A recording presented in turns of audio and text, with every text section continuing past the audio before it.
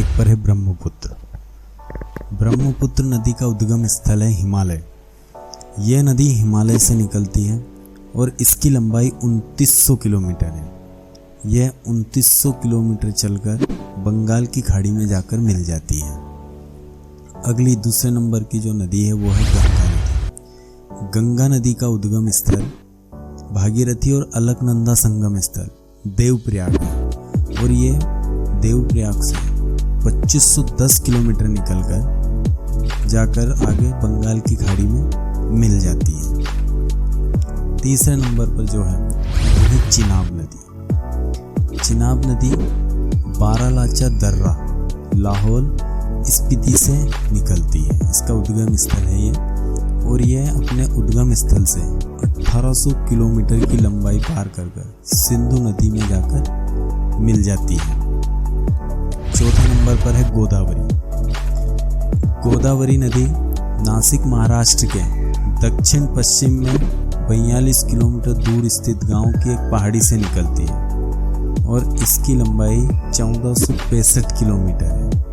ये 1465 किलोमीटर चलकर बंगाल की खाड़ी में जाकर मिल जाती है।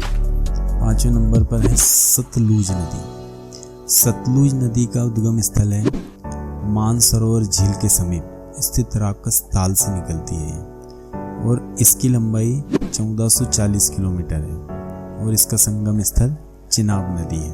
ये चिनाब नदी। छठे नंबर पर है यमुना नदी। अब यमुना नदी बंदर पूंछ के पश्चिमी ढाल पर स्थित यमुनोत्री हिमानी से निकलती है और ये अपने उद्गम स्थल से 1375 किलोमीटर की लंबाई पार करके प्रयागराज में जाकर गंगा नदी में मिल जाती है।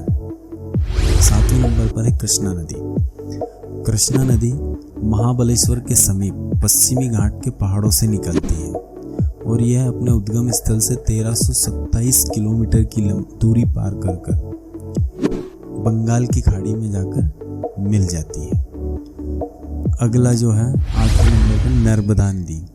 नर्मदा नदी विंध्याचल पर्वत श्रेणियों में स्थित अमरकंटक नामक स्थान से निकलती है और इसकी लंबाई कुल 1312 किलोमीटर है और ये अपनी ये दूरी पार करके खंबात की खाड़ी में जाकर मिल जाती है। नंबर पे है महानदी।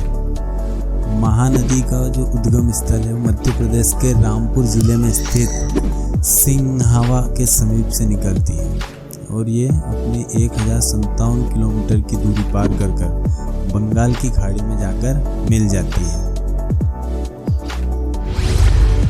नंबर 10 पर है घाघरा नदी। इस नदी का उद्गम स्थल है मत्सातुंग हिमानी और इसकी लंबाई है 1080 किलोमीटर और एक गंगा नदी में जाकर मिल जाती है।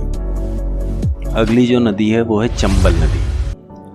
चंबल नदी मध्य प्रदेश में मऊ के निकट स्थित जनापाव पहाड़ी से निकलती है और इसकी लंबाई 960 किलोमीटर है। ये अपने उद्गम स्थल से निकलकर यमुना नदी में जाकर मिल जाती है।